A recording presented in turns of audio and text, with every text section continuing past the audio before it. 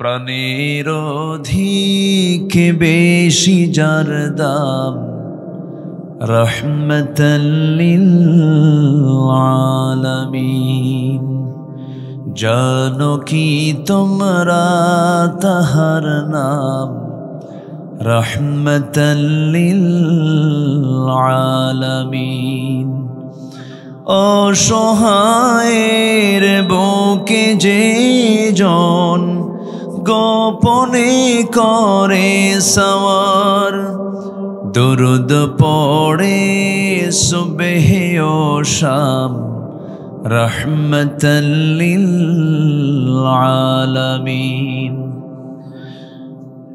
গরিবের আহার দিতেন নিজে হয়ে রোজাদার, নিয়মর ভালোবাসার খাম রহমতাল লিল আলামিন। তার পথে যে বিছিয়ে দিত টুকরো কাটা স্তূপ করে, তাকেও দিলেন প্রেম মুজাসসাম রহমতাল লিল আলামিন। কেন তাকে শাহনশাহে রিসালাত বলে জানো, তিনি মখলুকাতের ইমাম রহমতাল লিল আলামিন। জানো কি তোমরা তাহার নাম রহমতাল লিল আলামিন। প্রাণের অধিক বেশি যার দাম রহমতাল লিল আলামিন। সবাই বলি সাল্লাল্লাহু আলাইহি ওয়াসাল্লাম। রাজশাহী জেলার বাগমারা উপজেলার বৈলসিংহ বাজার সংলগ্ন মাঠে অনুষ্ঠিত একতা ইসলামী যুব সমাজ মাহফিল ইন্তেজামী কমিটি কর্তৃক আয়োজিত সম্মানিত হাজিরিন, আমি খুবই খুশি হয়েছি। মাহফিল কমিটি তারা সাবজেক্ট বেঁধে দিয়েছেন। সাবজেক্ট দিয়ে দিলে এটার একটা উপকারিতা হলো যে একটা নির্দিষ্ট সাবজেক্ট সামনে রেখে কথা বলা যায়, এতে সুবিধা হয়, এটা ভালো। আল্লাহ রাব্বুল আলামিন বলেন, কুল ইয়া আইয়ুহাল কাফিরুনা লা আ'বুদু মা তা'বুদুনা ওয়ালা আনতুম আবিদুনা মা আ'বুদু ওয়ালা আনা আবিদুম মা আবাদতুম ওয়ালা আনতুম আবিদুনা মা আ'বুদু লাকুম দীনুকুম ওয়ালিয়াদিন। জোরে বলুন আল্লাহু আকবার। সূরাটা নাজিল হয়েছে কোথায় বলেন? মক্কায়। বলেন বলেন কোথায় কোথায় কোথায়? মক্কায়। মক্কায় সূরাগুলোর মেজাজ একরকম, মদিনায় নাজিল হওয়া সূরাগুলোর মেজাজ আরেক রকম। মদিনায় আল্লাহ পাক এক মেজাজে আয়াতগুলো নাজিল করেছেন, সূরাগুলো নাজিল করেছেন। মক্কার যে সূরাগুলো আল্লাহ রাব্বুল আলামিন ম্যাক্সিমাম সূরাগুলো সংক্ষিপ্ত করে দিয়েছেন, কিন্তু সংক্ষিপ্ত হলে হবে কি, ছোট্ট একটা আয়াতের মধ্যে বিশাল ব্যাখ্যা আল্লাহ পাক জমা করে দিয়েছেন। এই সূরার মধ্যে ইবাদত শব্দটা এসেছে, দিন শব্দটা এসেছে। ইবাদুন শব্দটা এবং দিন শব্দটা খুব একটা মৌলিক শব্দ।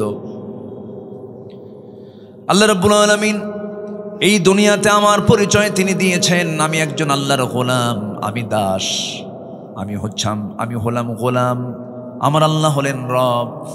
আমি হলাম আল্লাহর দাস, আমার রব হচ্ছেন আমার প্রভু, আমার মালিক। সেই মালিক রাসূলকে জানায়া দিচ্ছেন, কি জানায়া দিচ্ছেন? কুল ইয়া আইয়ুহাল কাফিরুন, হে রাসূল আপনি বলে দেন কাফের সম্প্রদায় শোনো। তাহলে রাসূল এই কথা বলছেন কাদেরকে বলেন তো? বলেন কাদেরকে বলেন? কাফেরদেরকে। কি বলছেন?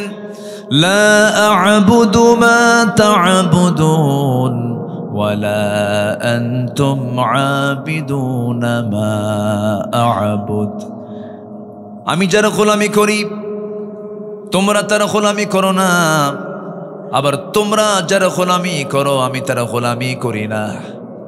অতএব তোমাদের কাছে সুস্পষ্ট মেসেজ হলো, তোমার দিন তোমার কাছে, আমার দিন আমার কাছে, তোমার বিধান তোমার কাছে, আমার বিধান আমার কাছে। সুস্পষ্ট মেসেজ যখন চলে গেছে মক্কার কুরাইশ নেতাদের কাছে, আবু জেহেলের প্রস্তাবনা প্রত্যাখ্যান হয়ে গেল। আবু জেহেল বলেছিল, মুহাম্মদ ঘুম থেকে উঠি তুমি আমাকে দেখো, আবার আমিও ঘুম থেকে উঠি তোমাকে দেখি, একই বংশের মানুষ, আত্মীয় স্বজন আমরা, ঘরের সঙ্গে ঘর লাগানো, অযথা গণ্ডগোল করার দরকার নাই, কোনো ঝামেলা করার দরকার নাই। তোমাকে আমরা ভালোবাসি, পছন্দ করি, তোমাকে আমরা সৎ মনে করি, আমানতদার মনে করি, আল আমিন বলি, আর সাদেক বলি। অতএব খামাখা নতুন ধর্মের প্যাঁচ লাগায়া কি দরকার? তুমি যেহেতু চাচ্ছ নতুন ধর্ম, ঠিক আছে, ভালো কথা, তোমারটাও থাকুক আমারটাও থাকুক। তোমারটা থাকবে 6 মাস, আমাদেরটা থাকবে 6 মাস। লাত মানত ওজ্জাগুলো যা এই যে কাবা শরীফের ভিতরে আমরা সাজায় রেখেছি, এটারে তুমি বৈধতা দিয়ে দাও, আমরা তোমার রবের বৈধতা দিয়ে দেব। দেখেন প্রস্তাবের সাইজ দেখছেন? এই প্রস্তাব যখন দিয়ে ফেলেছে, সঙ্গে সঙ্গে আল্লাহ রাব্বুল আলামিন রাসূলকে জানায় দিচ্ছেন, হে রাসূল আপনি বলে দেন কাফেরদেরকে লক্ষ্য করে, তোমরা যার গোলামি করো আমি তার গোলামি করি না। তোমার দিনটা নিয়ে তুমি থাকো, আমার দিন নিয়ে আমি থাকি। অন্য ধর্মের কোনো মন্দিরে আপনি পাহারা দিবেন সমস্যা নাই, প্যাগোডা পাহারা দিবেন সমস্যা নাই, আপনারা দেশের নাগরিক, তারা ধর্মের স্বাধীনতা তারা পাবে। কিন্তু অন্য ধর্মের কোনো মূর্তি নিয়ে, কোনো দেবতা নিয়ে প্রশংসার দরকার নাই, আবার দুর্নাম করার দরকার নাই, গালিও দরকার নাই। লা তাসুব্বুল আসনাম, মূর্তিগুলোকে গালি দিও না। তোমরা তাদের মূর্তিকে গালি দেবে, তারা তোমাদের প্রভু আল্লাহকে গালি দিবি। অতএব গালি দিতে যেও না, আবার প্রশংসাও করতে যেও না, প্রশংসা করলে ঈমান হারা হয়ে যাবে। অতএব তোমার দিন তোমার কাছে, আমার দিন আমার কাছে। সুবহানাল্লাহ। আমার দেশে আবার কিছু ভোট পাওয়ার জন্য খুব প্রশংসা করে, আছে না? এরকম আছে না? নারিকেলের নাড়ু খায়। যেটা অন্যায়, অন্যায়কে অন্যায় বলবো, অন্যায়কে অন্যায় বলবো, যেটা রং সেটা রং। মা দুর্গা যা করে করুক, মা সরস্বতী যা করে করুক, মা ভগবতী যা করে করুক, আমাদের দায়িত্ব হচ্ছে সকল ধর্মের স্বাধীনতা নিশ্চিত করা। কিন্তু এর মানে এই না যে সেখানে যাইয়া নারিকেলের নাড়ু খাওয়া, এটা আমাদের দায়িত্ব না, এটা অন্যায়, এটা ঈমান বিধ্বংসী কাজ, এটা ঠিক না। রাগ করলেন নাকি আপনারা? আমাদের হিন্দু ভাইয়েরা আছেন আমার দেশে ভালো, কিন্তু ধর্মীয় বিষয়গুলো খুবই স্পর্শকাতর। আচ্ছা বলেন তো, আমাদের জুমার নামাজে কি কোনো হিন্দু ভাইরা আসে? আসে বলেন তো? আসে। আমাদের ঈদগাহে কি তারা নামাজ পড়তে আসে? তা আপনি এরকম এত বড় ফকির কেন? হ্যাঁ, আপনার নারিকেলের নাড়ু খাওয়া লাগে? দরকার নাই। ইবাদত করব কার? আসতে বলবেন, ইবাদত করব কার? গোলামি কার হবে? আল্লাহর গোলামি হবে। এক জায়গায় না সব জায়গায়, এক জায়গায় না সব জায়গায়। ইবাদত মানে হচ্ছে বান্দার ইচ্ছায় কোনো কাজ হবে না, বান্দা কাজ করবে কার ইচ্ছায়, কার আইনে, কার সিদ্ধান্তে? আল্লাহর সিদ্ধান্তে বান্দা কাজ করবে। এবং ইসলামকে মর্জি মতো খাটো করা, লম্বা করার সুযোগও আল্লাহ পাক বান্দাকে দেন নাই। ইসলামটা কারো না, ইসলামটা কার? আল্লাহর। এটাকে মর্জি মতো ইফরাত তাফরিদ করার সুযোগও নেই। আমি আপনি আমার মতো করে ইসলাম আমি মানতে পারবো না। আমি এমন করে বলতে পারবো না যে আমরা শরিয়া আইনে বিশ্বাসী নই, আমরা শরিয়াকে মানি না, শরিয়াকে ফলো করি না। এই জাতীয় কথা বলা মানে তার ঈমান ছিনতাই হয়ে যাওয়া, ঠিক কিনা? ঈমান ছিনতাই হয়ে যাওয়া, এটা করা যাবে না।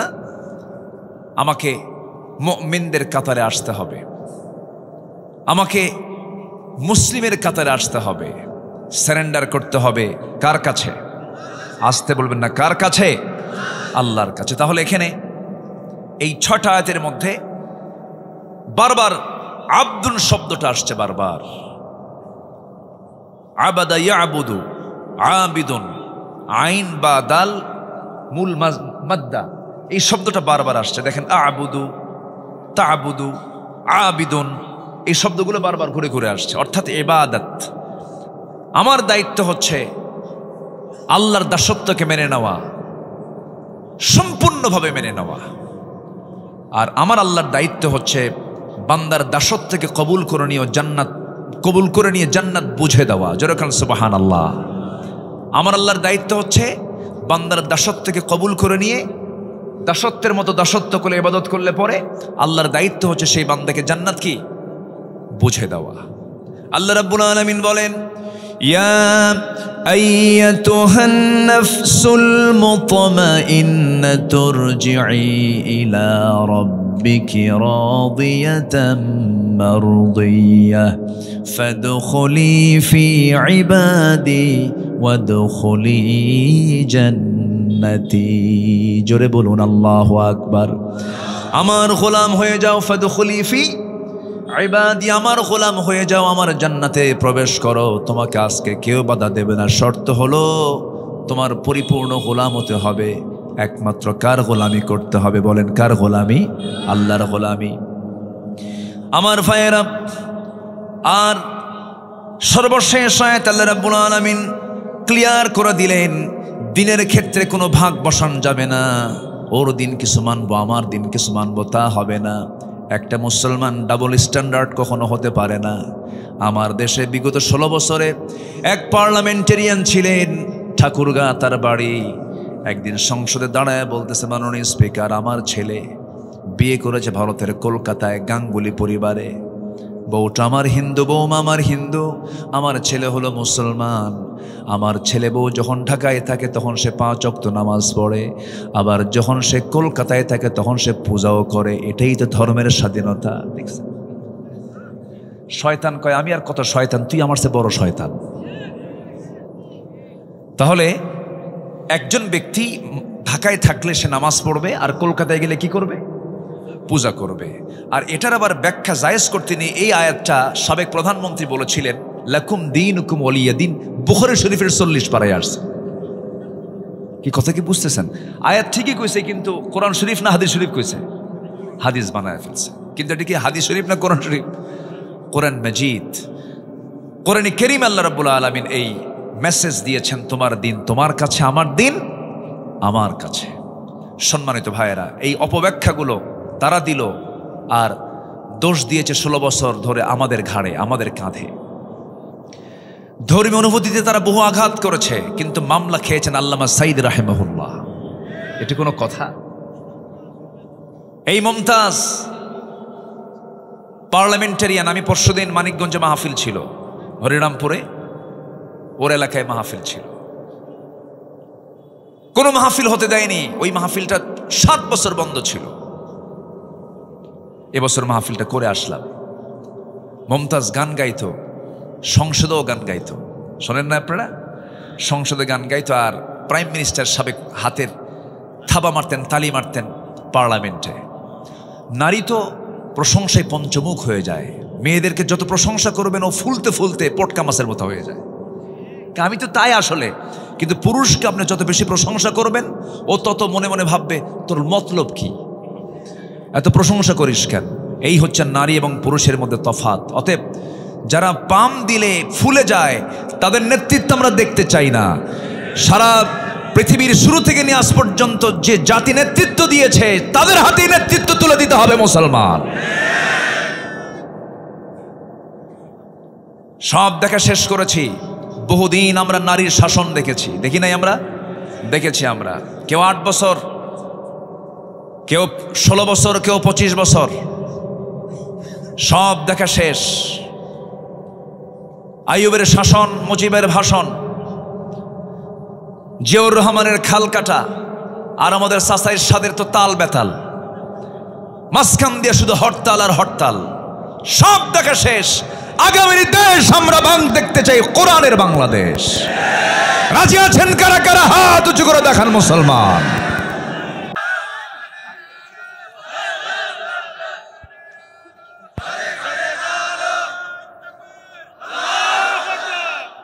আল্লাহ কবুল করুন, জোরে বলি আমিন। আরো জোরে আমিন। রাগ করতেছেন নাকি? রাগ করলেও কিচ্ছু করার নাই। বহু মামলা, বহু হামলার শিকার হয়েছি আমরা। একটু তো কথা বলতেই হবে, একটু কথা বলার দরকার আছে না নাই? আচ্ছা, নাটোরে মাহফিল ছিল 2018 সালে। নাটোর মাহফিল শেষ করে বাড়ি ফিরলাম। ফজরের একটু আগ দিয়ে পুলিশ চতুর্দিকে ঘেরাও দিয়ে আমাকে ধরে নিয়ে চলে গেল। লোকজন একটু আসবে, আস্তে আস্তে আসবে, সমস্যা নেই। আচ্ছা আসবে, জায়গা হয়ে যাবে ইনশাআল্লাহ। আল্লাহ সহজ করে দেন, জোরে বলি আমিন। এই সামিয়ানার ওই যে ওয়ালটা দিয়েছেন, এরপর আরো জায়গা নাই মহিলাদের, তাহলে জায়গা ছোট হয়ে গেছে। ডান সাইডে কিছু জায়গা আছে, আসবে ইনশাআল্লাহ, আসবে আসবে আসবে, সমস্যা নেই। 2018 সালে আমার দিকে তাকান, 2018 সালে নভেম্বরের মাঝামাঝি সময়ে আমাকে বাড়ি ঘেরাও দিয়ে আমাকে ধরে নিয়ে থানায় জমা করলো। আসামি একখান পাইছি। ওসি মহোদয় আমার দিকে তাকায়া, একবার তাকায়া লজ্জার আমার দিকে তাকাচ্ছে না, মাথা নিচু করে আছে। তো বললাম, ভাই ধরে আনলেন কেন? হুজুর বদদোয়া দিয়েন না, মাফ চাই। বললাম যে মাফ চান তো ধরছেন কেন? হুজুর কি করবেন, সামনে নির্বাচন, একটু কয়েকদিন থেকে আসেন, নির্বাচন হয়ে গেলে আপনি আবার বের হয়ে আসবেন। কি সস্তা কথা। তো বললাম তাই, তো এখন কি করবেন? হুজুর বদদোয়া দিয়েন না হুজুর, বাল বাচ্চা আছে, চাকরি বাঁচান তো ফরজ। আমি বললাম ইমান বাঁচান তো নফল। চালান দিয়ে দিল। কোর্টের জজ আমার দিকে তাকায় জিব্বায় কামড় মেরে বলে, এই হুজুরে ধরে আনছিল কে? ধারার দিকে তাকায় দেখে এই ধারায় জামিন দিলে আমার চাকরি ক্যান্সেল। মানে আমরা এমন দাগি আসামি যে জামিনই হবে না। দেশের এমন 12টা বাজাইছি আমরা। জামিন অযোগ্য মামলার ধারা দিয়া জেল হাজতে পাঠায় দিল। ভাবলাম যে জীবনে এই সুন্নত আদায় নাও হতে পারে, এই চান্সে ওইটা আদায় করে দিল। ঢুকলাম, মন খারাপ করিনি। ভিতরে ঢুকলাম, ভিতরে ঢোকা মাত্রই দেখে এক বুড়া চাচা আমার দিকে তাকায় আছে। সালাম দিয়ে বলে, হুজুর আপনি জেলখানায় ঢুকছেন, খুব খুশি হলাম। তো বললাম যে আপনি খুশি হলেন কেন? কে বাবাজি মাহফিলে যাই, সামনে বসি, এত চেষ্টা করছে আপনার সঙ্গে একটাবার মোসাফা করব, চান্সই মিলেই নাই। হুজুর কি সুন্দর আল্লাহ মিলাই দিল। হুজুর দোয়া করি আপনি জেলখানায় থাকেন।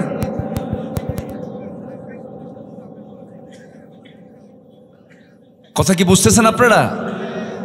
এরপরে বললাম, চাচা আপনি কেন জেলখানায়? বোমা হামলা। কি হামলা? বোমা হামলা। আমি নাকি বোমা হামলা করেছি? বলেন তো 80 ঊর্ধ্ব বয়স লোকের হাতে যদি বোমা হাত তুলে দিয়ে যদি বলা হয় বোমা মারো, ও কি জায়গায় মারবে না মাথায় পড়বে? এগুলোই চলেছে। এই সমস্ত ষড়যন্ত্রের, এই সমস্ত অপকর্মের আজকে প্রায়শ্চিত্ত তারাই ভোগ করতেছে, আজকে তারাই ভোগ করছে। আল্লামা সাঈদ রাহিমাহুল্লাহ বলেছিলেন, আমার সম্মান নিয়ে যারা ছিনিমিনি খেলছে, আমাকে যারা বেইজ্জত করার জন্য চেষ্টা চালাচ্ছে, আল্লাহ তুমি জাতির সামনে তাদেরকে লেনটা করে দিও। কবুল হয়নি? কবুল হয়েছে কি না? কবুল হয়েছে। এজন্য ইবাদত করব, আমরা জুলুম করব না। জোরে বলি ইনশাআল্লাহ। ইবাদত করলে সম্মান কে দিবেন? আর জুলুম করলে লাঞ্ছিত অপদস্থ করবেন আল্লাহ নিজে। আমার বন্ধুগণ কান লাগান, সময় অল্প, একটু মনোযোগ দিয়ে শুনবো। দুটো শব্দের ব্যবহার এই কোরআন, এই সূরার মধ্যে বেশি হয়েছে। একটা হলো ইবাদাহ, আর একটা হচ্ছে শেষে হলো দিন শব্দটা আসছে। দিনের ব্যাখ্যা যদি দিতে যাই, 19টা অর্থ খুঁজে পাওয়া যায়। দিন মানে হলো বিচার দিবস, দিন মানে হলো জীবন বিধান। দিনের অনেকগুলো অর্থ, অনেকগুলো শব্দের অনেকগুলো অর্থ বিভিন্ন জায়গায় বিভিন্ন শব্দ এসেছে। যেমন এখানে এসেছে লাকুম দীনুকুম ওয়ালিয়া দিন, আবার দিন শব্দটা আরেক জায়গায় আসছে। এই সবাই বলুন আর রহমানির রহিম মালিকি ইয়াউমিদ্দিন ইয়্যাকা না'বুদু ওয়া ইয়্যাকা নাস্তাঈন। জোরে বলুন আল্লাহু আকবার। আমার বন্ধুগণ, এখানে দিন মানে হলো জীবন বিধান, দিন মানে হলো একমাত্র দিন ইসলাম। ইসলাম ছাড়া অন্য কোনো কিছু দিনকে গ্রহণ করা যাবে না। আমি মুসলিম, আমাকে দিন লালন করতে হবে। সেই দিনটা থাকতে হবে এক জায়গায় না সব জায়গায়। আমার দেশে কি সব জায়গায় আছে নাকি? সব জায়গায় আছে, নামের সাথে আছে। শহীদুল ইসলাম, মফিদুল ইসলাম, মিজানুল ইসলাম, আরিফুল ইসলাম, ইসলামের শেষ নাই। কিন্তু নিজের নামের সাথে ইসলাম আছে। মুজাহিদুল ইসলাম কমিউনিস্ট পার্টির নেতা, আছে কিনা? আছে কিনা? আছে কিনা বলেন। নাম হলো মুজাহিদুল ইসলাম, ওইদিকে কমিউনিস্ট পার্টির তিনি নেতা। কিন্তু না, আমি মুসলমান, আমার সঙ্গে ইসলাম থাকতে হবে। ব্রাহ্মণের ছেলে ব্রাহ্মণ হতে পারে, খ্রিস্টানের ছেলে খ্রিস্টান হতে পারে, বৌদ্ধের ছেলে বৌদ্ধ হতে পারে, কিন্তু মুসলমানের সন্তান মুসলমান হতে পারে না যদি তার মধ্যে ইসলাম না থাকে। ইসলাম থাকতে হবে 16 আনা। এই জন্য সেই দাসত্ব, সেই ইবাদত যদি আমি করতেও যাই, ইবাদত কবুলের কিছু শর্ত আছে। সেই শর্তটা হলো, ইবাদত কবুলের জন্য শর্ত হলো 10টা শর্ত। বলেন কটা শর্ত? 10টা শর্ত। শর্ট করে বলছি আমি, একটু মনোযোগ দিয়ে সবাই শুনবেন। সেই দাসত্ব যদি কবুল করে নিতে হয়, আমি আমার রবের যদি সন্তুষ্ট হাসিল করতে চাই, আমি তার বান্দা, সেই বান্দা হয়ে যদি আমার আল্লাহর সন্তুষ্টি হাসিল করতে চাই, শর্তগুলো পূরণ হলে পরেই দোয়াগুলো কবুল হবে, দাসত্ব কবুল হবে, ইবাদত কবুল হয়ে যাবে। 1 নাম্বার শর্ত হলো, যত মুনাফিকি আছে সমস্ত মুনাফিকি জীবন থেকে ধুয়ে মুছে সাফ করতে হবে। মুনাফিক তো আমার দেশে নাই। আমার দেশে মুনাফিক আছে? মুনাফিক আছে আমার দেশে? আচ্ছা, মুনাফিক আছে কিনা একটু সবাইকে বলে ফেলি। বলুন তো। আমার নবীজি বলেছেন, আয়াতুল মুনাফিকি সালাস, মুনাফিকের আলামত হলো 3টা। যখন সে কথা বলে মিথ্যা বলে, এরপরে যখন সে ওয়াদা করে, ওয়াইদা ওয়াদা আখলাফ, যখন সে ওয়াদা করে ওয়াদা ভঙ্গ করে, ওয়াইদা তুমিনা খান, আমানতের খেয়ানত করে, যখন সে কারোর সঙ্গে তর্ক বিতর্কে লিপ্ত হয়, তখন সে বাজে কথা, মুখ খারাপ করে ফাহিশা ভাষায় কথা বলে। আমার বন্ধুগণ, মিথ্যা কথা বলার মতো মানুষ তো বাংলাদেশে খুঁজে পাওয়া যাবে না। আছে? মিথ্যা কথা বলার লোক আছে? তাহলে এখন বলুন তো, আমার দেশে মুনাফিক আছে না নাই? আরেকটা জরিপের কথা বলবো, কান লাগাবেন, মনোযোগ দিয়ে শুনবেন। আচ্ছা বলুন তো, কোন ওয়াক্তে বাড়িতে মানুষ বেশি থাকে? কোন ওয়াক্তে? বলেন, নামাজের কোন ওয়াক্তে বাড়িতে মানুষ বেশি থাকে? বলেন কোন সময়? আমার রাসূল বলেছেন, মুনাফিক চেনার চিহ্ন হলো ফজর যাবে না, ফজরের কোনো খবর থাকবে না। মুনাফিক জোহর পড়তে পারে, মুনাফিক আসর পড়তে পারে, মুনাফিক মাগরিব পড়তে পারে, মুনাফিক বড় জোরে এশা পড়তে পারে, কিন্তু মুনাফিক কখনো ফজর নামাজ পড়তে পারে না। বলুন তো, আমার দেশের সবচাইতে কম মুসল্লি কোন ওয়াক্তে? আর সবচেয়ে বেশি অবস্থান করে মানুষ বাড়িতে কোন ওয়াক্তে? আমার দেশে মানুষ বেশি না মুনাফিক বেশি? ধরা খাইছেন কি? ধরা খাইছি আমরা।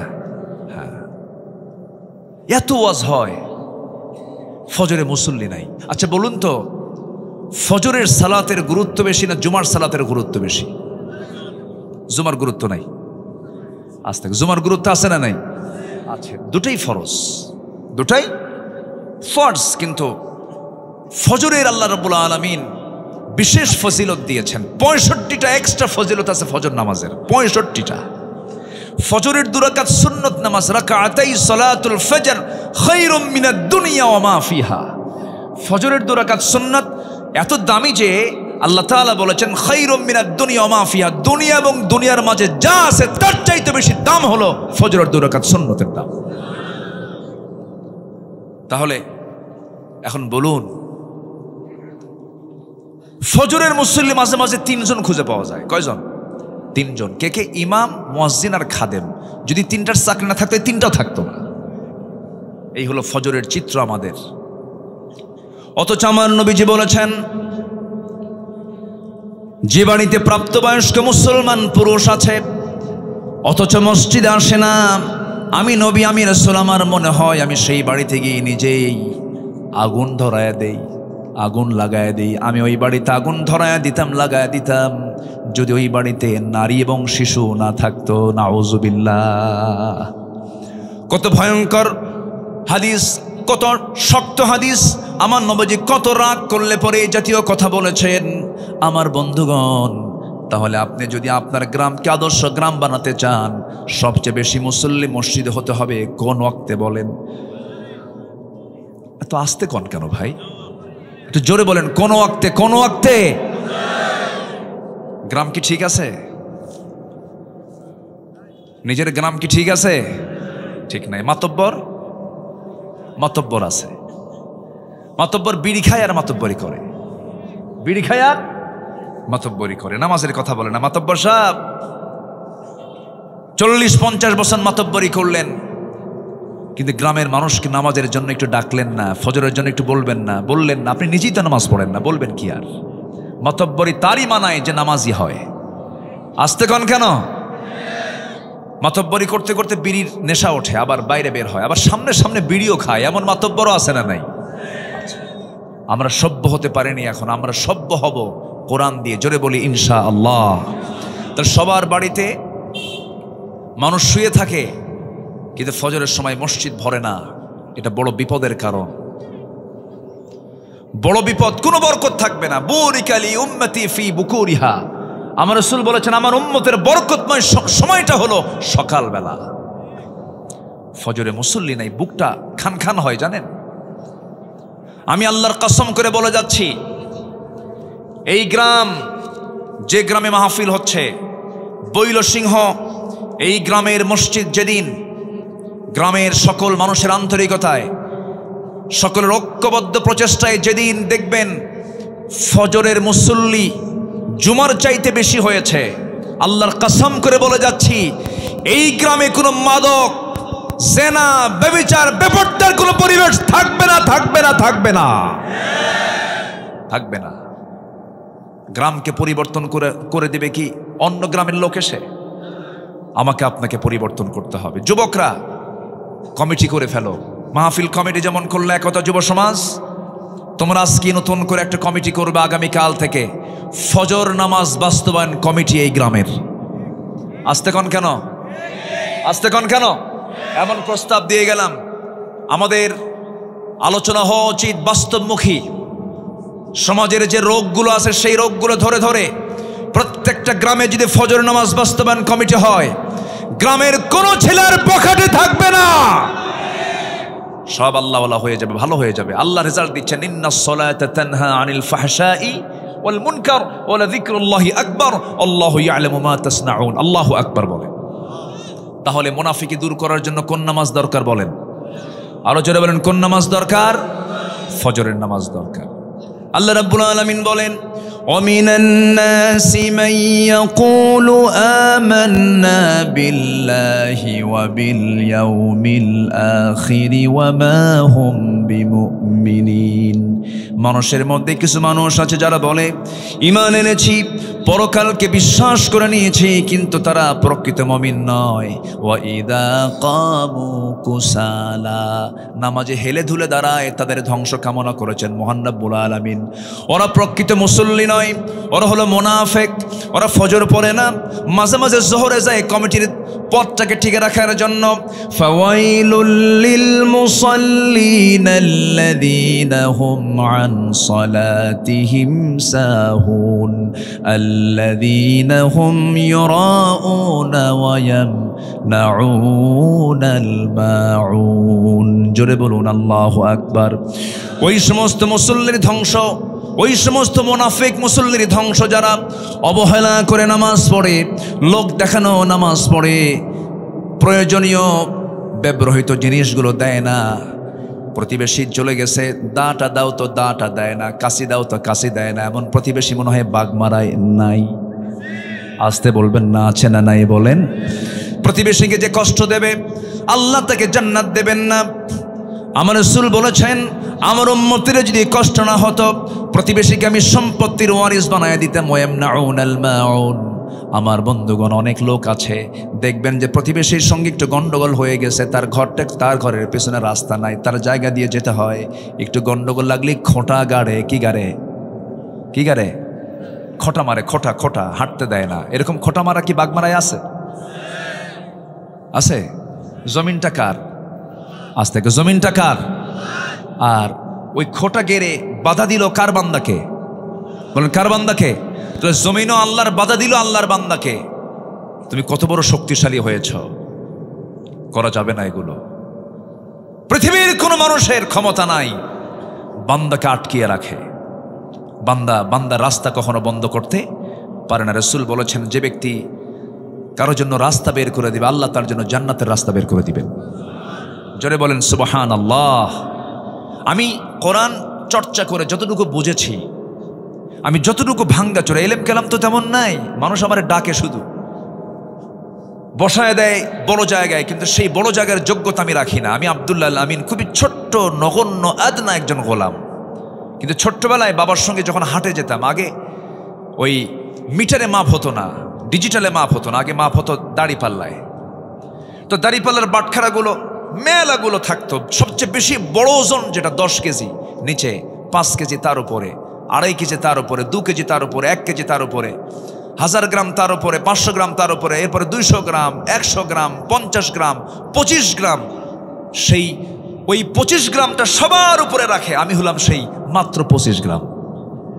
কিন্তু সবাই আমাকে উপরে রাখে। কিন্তু এলেম কালাম তেমন ওজন টোজন নাই, এলেম কালাম তেমন নাই।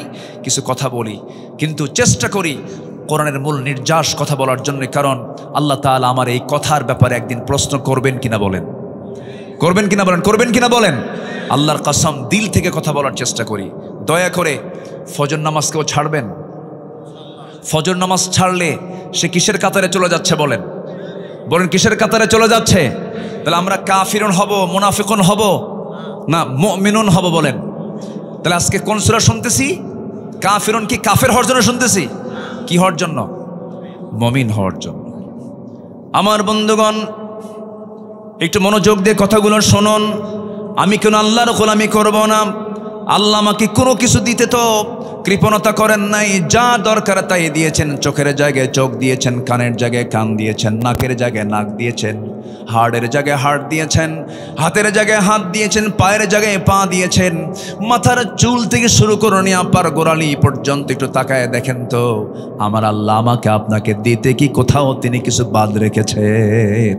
রাখছেন? কিছু বাদ রাখছেন? তা আমি বাদ রাখি কেন? ফজর নামাজ কেন বাদ দেই? আমাকে বাদ রাখা যাবে না। এই চোখ, এই নাক এবং এই গলা এবং এই কান, পদ্মা, মেঘনা, যমুনা যত বড় তার চাইতে বড় বানায় দিয়েছেন। যেরকম সুবহানাল্লাহ। এই চোখের মধ্যে আল্লাহ পাক কত কি দিয়েছেন। প্রতি মিনিটে মানুষ গড়ে 15 থেকে 20 বার পলক ফেলে। এই পলক শুধু পড়েই না, প্রতিটা বার পড়ার সময় অস্ত্র থেকে লিকুইড ছড়িয়ে দেয় পুরো চোখে। এর ফলে চোখ থাকে আর্দ্র, ধুলাবালি, ক্ষতিকর জীবাণু থেকে মুক্ত। পলক হলো চোখের প্রাকৃতিক ওয়াইফার, যা ঘুমের মধ্যেও চোখের সুরক্ষা নিশ্চিত করে। প্রতিদিন আমাদের চোখে গড়ে 1 মিলিলিটার অস্ত্র তৈরি হয়, যা স্বচ্ছ অথচ অত্যন্ত কার্যকর এক তরল পদার্থ। এই অস্ত্রের মধ্যে থাকে লাইসোজাইম নামের এক প্রাকৃতিক অ্যান্টিবায়োটিক, যা চোখকে ব্যাকটেরিয়ার আক্রমণ থেকে রক্ষা করে। যখন হৃদয় বেদনায় ভরাক্রান্ত অথবা আত্মা আল্লাহর ভয়ে ভালোবাসায় কাঁদে, তখন চোখ থেকে অস্ত্র গড়িয়ে পড়ে। সেই অস্ত্রগুলো আবার চোখের বাইরের অংশের পুষ্টি অক্সিজেন সরবরাহ করে, কারণ চোখের কর্নিয়াতে রক্তনালী থাকে না। তাই চোখের জল চোখকে রক্ষা করে শুকিয়ে যাওয়া, ক্ষয়, ব্যাকটেরিয়ার সংক্রমণ থেকে। আল্লাহু আকবার বলা যাবে না ভাই? যেরকম আল্লাহু আকবার। এই যেখানে কয়েকশো ক্যামেরা আছে, এই ক্যামেরার যেমন চোখ আছে, এ আমাকে ধারণ করছে, আমাকে ক্যাচ করছে, আমাকে ধারণ করে এটাকে সাপ্লাই দিচ্ছে। আমাদের চোখে, দু চোখে, প্রত্যেক ব্যক্তির দু চোখে প্রায় 27 কোটি 40 লাখ ফটো রিসেপ্টর নামক নিয়োজিত শ্রমিক আল্লাহর হুকুমে 24 ঘন্টা কাজ করছে। 27 কোটি 40 লাখ, 27 কোটি 40 লাখ।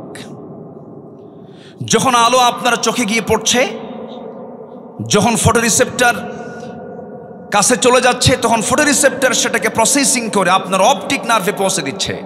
সেখান থেকে ইলেকট্রিক ইম্প্যালেন্সের মাধ্যমে সেটা আমাদের ব্রেইনের অক্সিপিটাল ল্যাবে চলে যাচ্ছে। ফলে আমরা দেখতে পাচ্ছি। এই অপটিক নার্ভের কথা শুনলাম আমরা, শুধুমাত্র এখানেই 60 থেকে 70 লক্ষ তারের মতো ফাইবার চোখের পেছনে আল্লাহ পাক রেখে দিয়েছেন। যেরকম সুবহানাল্লাহ। কে দিয়েছেন? আল্লাহ বলছেন, আলাম নাজআল লাহু আইনাইন ওয়া লিসানান ওয়া শাফাতাইন। আল্লাহু আকবার বলেন। কান দিয়েছেন কে? কানের মধ্যে ময়লা থাকে না? এই ময়লাকে কি বলে? খোল, গরু খায়। এই খোল সে খোল না, এটা ময়লা। ইয়ারক্স, এই ময়লাটা কাজের ময়লা, এটা অকাজের ময়লা না। যখন কোনো বিয়ারিং যদি জাম লেগে যায়, কোনো চাকার বিয়ারিং জাম লেগে যায়, তখন মিস্ত্রিটা কি করে? গিরিজ দেয়। কি দেয় বলেন তো? গিরিজ অথবা কোনো মোবিল দিয়ে এটাকে প্রসেসিং করে জংটাকে দূর করার জন্য চেষ্টা চালায়। ঠিক তেমনি আমার কানের ভিতরে আল্লাহ পাক যে ময়লাগুলো দিয়েছেন, এটা হচ্ছে আমার কানের গিরিজ। এটাকে ঠিক রেখেছেন। এটার স্বাদ কেমন? এটা কেমন? এটা কি মিষ্টি লাগে না কি লাগে? কি খান নাই? আজকে যা চেক করবেন। কানের যে ময়লা, এটা হচ্ছে তিক্ত। আপনি ঘুমিয়ে পড়েছেন, নিস্তেজ নিথর দেহ পড়ে আছে, আল্লাহুম্মা বিসমিকা আমুতু ওয়া আহইয়া, মরে গেছেন আপনি ঘুমের মধ্যে। কানের মধ্যে যদি কোনো আসুক, জি আলহামদুলিল্লাহ, কানের মধ্যে যদি কোনো কি বলে পিঁপড়া যদি ভুল করে চলে আসে, সেই সময় ওই সমস্ত কানের যে ময়লাটা তিক্ত, ওর মুখে যখন লেগে যায়, সঙ্গে সঙ্গে সে বলে যে আমি ভুল জায়গায় চলে আসছি, বের হয়ে চলে আস। আর যদি মিষ্টি হতো, সব ময়লাগুলো, সব পিঁপড়াগুলো জমা হতো কোথায় গিয়ে? কানে গিয়ে জমা হতো। তাহলে এই কানকে সেভ করলেন কে? আসতে বলবেন না, কে সেভ করলেন? কে সেভ করলেন? আল্লাহ করলেন। আল্লাহ বলছেন, ইন্নাস সামআ ওয়াল বাসারা ওয়াল ফুআদ কুল্লু উলাইকা কানা আনহু মাসউলা। শ্রবণ শক্তি, দৃষ্টি শক্তি, অন্তর শক্তি আমি দিয়েছি, সব ব্যাপারে জিজ্ঞাসা করব আমি আল্লাহ রাব্বুল আলামিন একদিন। অতএব আমার এই কানকে অবশ্যই তার নিয়মেই চালাতে হবে, যিনি আমার কান দিয়েছেন। তিনি কে? আল্লাহ তাআলা। আজকের মাহফিলের একজন মেহমান এসেছেন, জনাব আব্দুল বারী সাহেব, না? আলহামদুলিল্লাহ, জি বসুন। আল্লাহ তুমি তার হায়াতে বারাকা দান করো। জোরে বলি আল্লাহুম্মা আমিন। আরো জোরে আল্লাহুম্মা আমিন। আমার দিকে তাকান সম্মানিত ভাইয়েরা। তাহলে আমার দায়িত্ব হচ্ছে জীবনের সকল জায়গায় কার ইবাদত করা বলেন তো? আসতে বলেন, কার ইবাদত করা? আর সেই ইবাদত কবুলের জন্য 10টা শর্তের 1 নম্বর শর্ত হলো আমরা মুনাফিকি বাদ দেব। জোরে বলি ইনশাআল্লাহ। নাম্বার 2 হলো সকল ইবাদত কবুল হয়ে যাবে, নামাজে অলসতা ত্যাগ করতে হবে, অলসতা বর্জন করতে হবে। আল্লাহ রাব্বুল আলামিন বলছেন, বান্দারে আমার জান্নাত পেতে হলে অলসতা পরিহার করে তোমাকে কেমন নামাজ পড়তে হবে? ওয়াল্লাযীনা হুম আলা সালাওয়াতিহিম ইউহাফিযুন উলাইকা হুমুল ওয়ারিসুন الذين يرثون الفردوس هم فيها خالدون। জোরে বলুন আল্লাহু আকবার। যারা নামাজের ব্যাপারে যত্নশীল হবে, নামাজের ব্যাপারে যারা অত্যন্ত যত্ন করে যারা নামাজটা পড়বে, ফজর আজান যখন হয় তার একটু আগ দিয়ে, যে সময় ফজর ওয়াক্ত হয় না, এই টাইমটা খুব গুরুত্বপূর্ণ টাইম। আল্লাহ পাক এই সময় ফিস সামাইদ দুনিয়া, দুনিয়ার আকাশে চলে আসেন। আলা মিন মুস্তাগফিরিন ফাগফির লাহ, কোন ক্ষমা প্রার্থী আছে আমার কাছে ক্ষমা চাবে, মাফ করে দেব। ওই সময়, ঠিক ওই সময়টা আবার শয়তানও চলে আসে বান্দার শিয়রে, এসে বলে আলাইকা লাইলুন তাওয়িল, আলাইকা লাইলুন তাওয়িল, তোমার জন্য রাত বড় লম্বা, ঘুমাও ঘুমাও। ওই মাথার চুলের মধ্যে সে তার নখ ঢুকায় দেয়, তার আঙ্গুল ঢুকায় দেয়, বলে ঘুমাও ঘুমাও। ওই সময় শয়তান 3টা গিট মেরে যায়। ওই 3টা গিট যদি কেউ ছোটাতে চাও, রাসূল বললেন 3টা আমল করবে। সেই সময় তোমার আমল হলো মুনাফিকের কাতার থেকে তোমার নামটা যদি মিশে নিতে চাও, ওই সময় তোমার 3টা কাজ, 3টা গিট ছোটাবে। 3টা কাজের মধ্য দিয়ে, 3টা আমলের মধ্য দিয়ে নাম্বার 1 হলো নিজের পিঠটা বিছানার সঙ্গে থেকে তুমি উঠায় নিবা, পৃথক করে ফেলবে, 1 নাম্বার গিট চলে যাবে। নাম্বার 2, নামাজের নিয়তে ওযু বানাবা, তোমার 2 নাম্বার গিট ছুটে চলে যাবে। এরপরে নামাজের নিয়তে তুমি ওযু বানায়া মসজিদের দিকে রওনা দেবে, কদমে কদমে নেকি লেখা শুরু হয়ে যাবে, নামাজে দাঁড়াবে, নামাজটা আদায় হয়ে যাবে। 24 ঘন্টা শয়তান তোমার কাছে আসার সাহস পাবে না। জোরে বলুন সুবহানাল্লাহ। আমার বন্ধুগণ, নামাজটার ব্যাপারে আমরা যত্নশীল হব। জোরে বলি ইনশাআল্লাহ। আরো জোরে বলি ইনশাআল্লাহ। নামাজের মধ্যে মজা পেতে হবে। 2জন সাহাবী আব্বাদ এবং আম্মার, নবীজি 2জনকে সীমানার প্রহরায় নিয়োগ দিয়েছেন। রাত 2টার দিকে, শেষ রাত্রির দিকে ঘুমিয়ে পড়েছেন। আম্মার ঘুমিয়ে পড়েছেন। আব্বাদ বলছেন, ভাই খামাখা দাঁড়ায়া থেকে লাভ কি? উনি ঘুমিয়ে পড়েছেন, আমি নামাজে দাঁড়ায়া যাই। নামাজে দাঁড়ায়া গেলেন।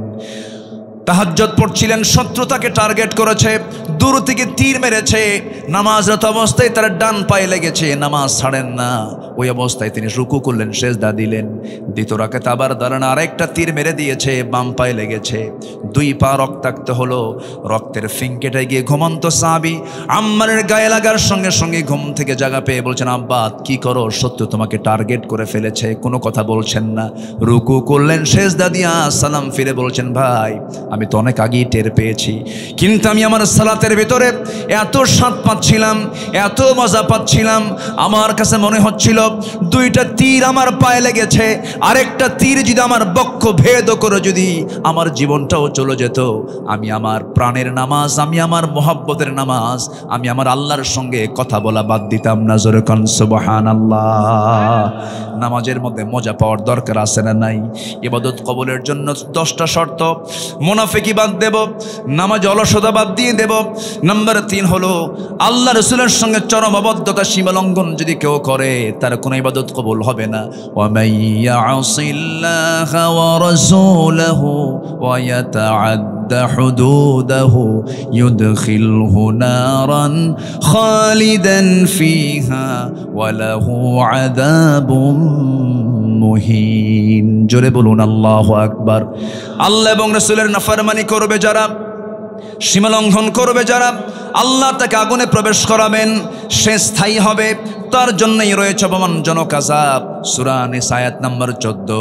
এই জন্য অবাধ্যতা হওয়া যাবে না, অবাধ্য হব না। আমরা সবাই একমাত্র বাধ্য হব যার, তিনি আমার কে।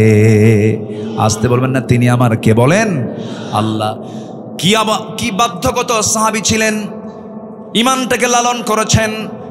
কি পরিমাণ ইমানের গভীরতা থাকলে পরে, কি পরিমাণ ইমানের অবিচলতা থাকলে পরে দুনিয়ার সব কিছু উজাড় করে দিয়েছেন, সব কিছু ছেড়ে দিয়া তারা ইমানটাকে লালন করেছেন, নবীর আনুগত্য করেছেন, আল্লাহর আনুগত্য করেছেন। এই মুহূর্তে একজন সাহাবীর কথা মনে হয়ে গেল। মক্কা এবং মদিনার ঠিক মাঝখান বরাবর তার বাড়ি। এই মক্কা মদিনার ঠিক মাঝখান বরাবর বাড়ি। ইয়াং টকবকে যুবক, বাপ জন্মের পূর্বেই মারা গেছে, জন্মের পরপরই চাচার কাছে মানুষ হয়েছেন সেই সাহাবী। নবীর দাওয়াত তার কানে গেল, কালেমা পড়লেন। চাচার কানে সংবাদ গেছে ভাতিজা কালেমা পড়েছে। সঙ্গে সঙ্গে চাচা ডাক দিয়ে বলে, তলব করে বলে, ভাতিজা শুনলাম তুমি নাকি দিন গ্রহণ করেছো।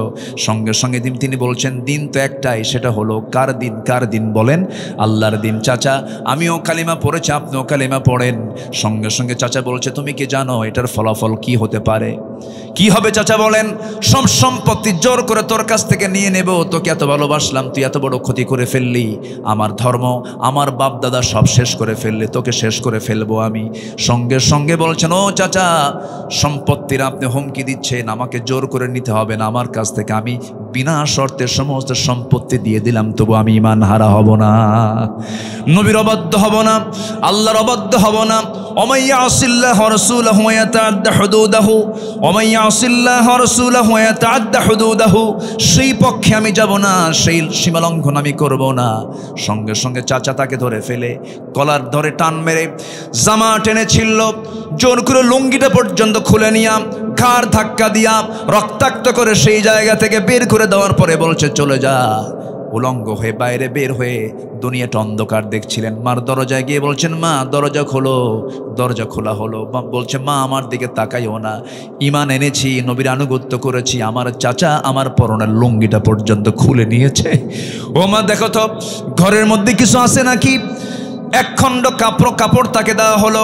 এক খণ্ড কাপড়টা পরে কোনো মতো সতরটা ঢেকে ঢুকে মার কাছ থেকে বলছেন, মা বিদায় দিয়ে দাও, দুনিয়ার সব ছাড়বো কিন্তু আমি আমার আল্লাহ রাসূলকে ছাড়বো না। জোরে বলেন সুবহানাল্লাহ। চললাম মদিনার দিকে, মদিনায় রওনা করলেন। মদিনায় চলে গেলেন, পায়ে হেঁটে হেঁটে, শীতকাল থরথর করে কাঁপতেছিলেন, গোটা গায়ে শুধু এক খণ্ড কাপড় দিয়ে শুধু সতরটা ঢাকা। নবীর দরজায় গিয়ে নক করলেন। নবীজি দরজা খুলেই দেখেন গায়ে কাপড় চোপড় নাই। ভিতরে ঢুকলেন, নবীর ব্যবহৃত দুটা জুব্বা মোবারক আমার নবী নিজ হাতে দিয়ে বলছেন, যুবক জুব্বাটা নাও, তাড়াতাড়ি গায়ে দাও, ঠান্ডা লেগে যাবে তোমার। জুব্বা পরা শেষ করলেন। রাসূল বলছেন, যুবক ঘটনা কি? সব খুলে বললেন। সঙ্গে সঙ্গে রাসূল বলছেন, ও আব্দুল্লাহ, তোমার চাচা তোমাকে বস্ত্রহীন করে ঘর থেকে বের করে দিয়েছে, আর বিশ্বনবী তোমার জন্য তার নিজের দেহের জুব্বা মোবারক তোমাকে দান করেছে। ও সাহাবীরা রে, আমার আব্দুল্লাহকে তেলাওয়াতে বাধা দিও না, কারণ আমার আব্দুল্লাহ আমার আনুগত্য করতে গিয়ে, আল্লাহর আনুগত্য করতে গিয়ে দুনিয়া সব বিক্রি করে আমার পথ সে ধরেছে। জোরে বলুন সুবহানাল্লাহ। বাধা দিও না। আমার নবীজি মদিনায় থাকাকালীন যুদ্ধের ডাক চলে এলো।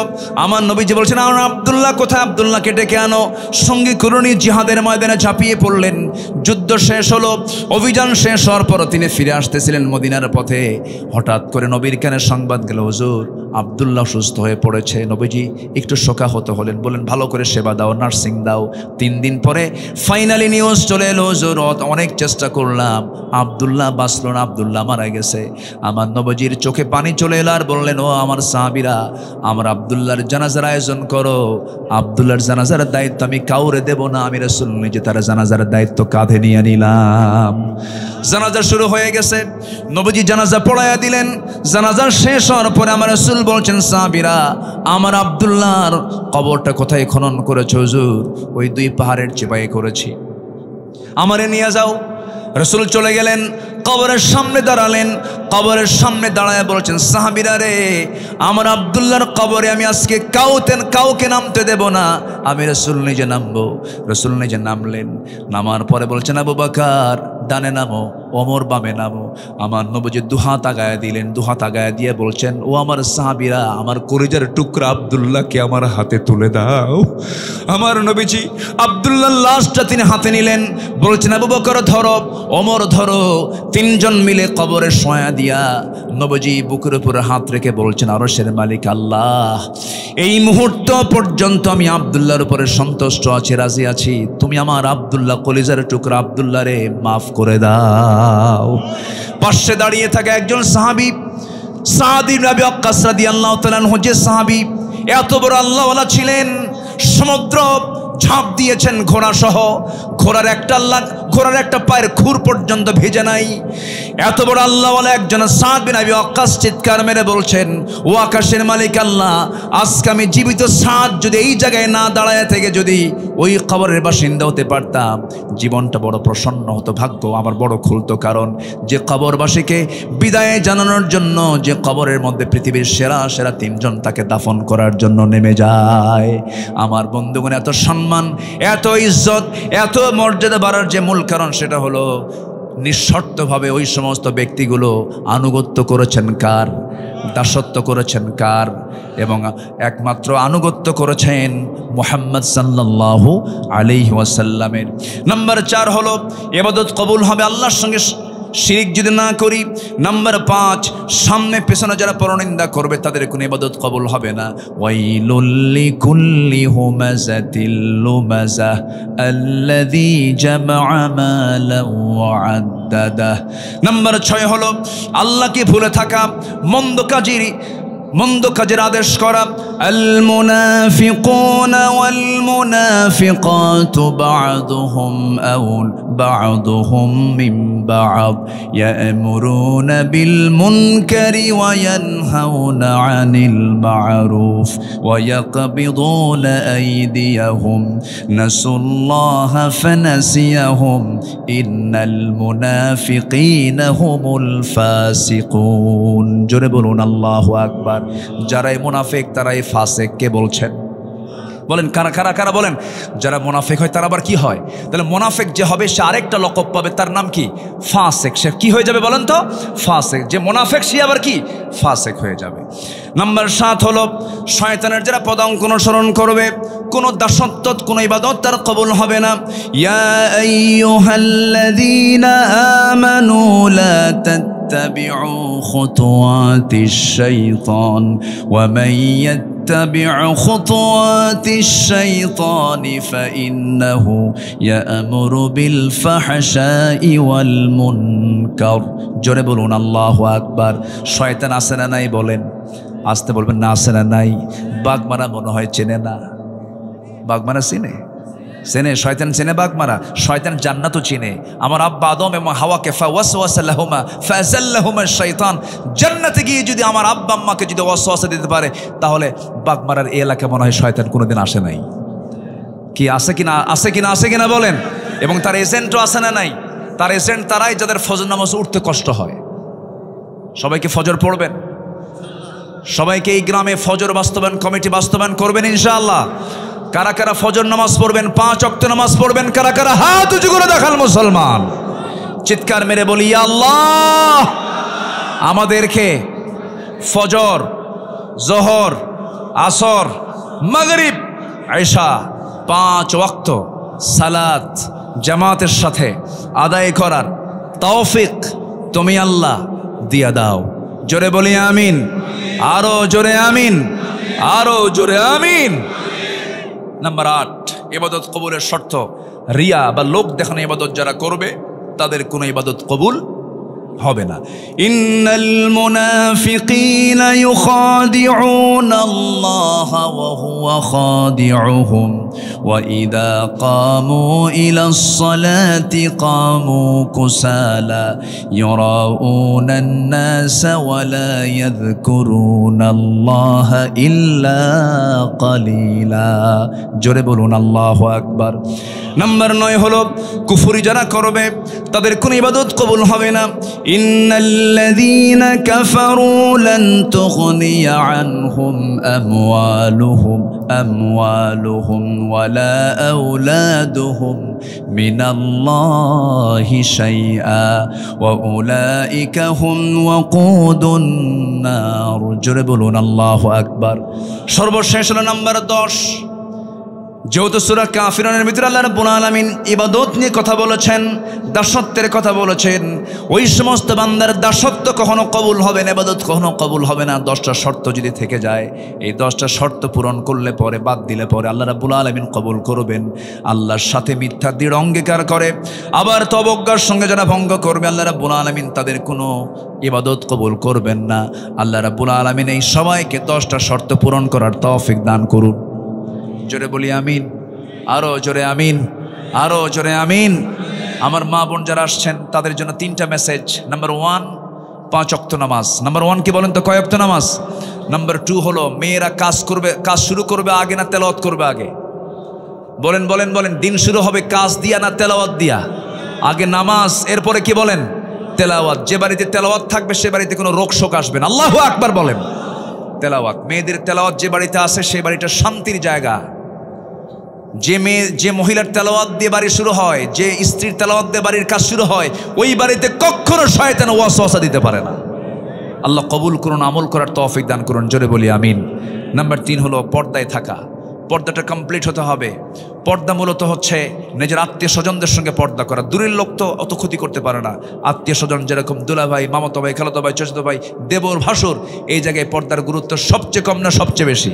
বেশি। আল্লাহ রাব্বুল আলামিন এলাকার মা বোনদেরকে এমন সুন্দর পর্দা করার তৌফিক আল্লাহ পাক দান করুন। আমাদের মাঝে মেহমান এসেছেন,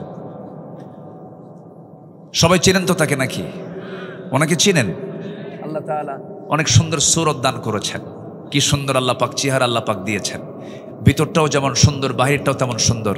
জনাব আব্দুল বারী হাফিজাহুল্লাহ তিনি এসেছেন, তিনি কথা বলবেন এবং এরপর এদেশের অগণন মানুষের কলিজার টুকরা অত্যন্ত ছন্দময় গতিতে সুন্দর করে কথা বলেন আমাদের মুরব্বী, আমাদের সিনিয়র বড় ভাই বজলুর রশিদ মিয়া ভাই, তিনি কথা বলবেন।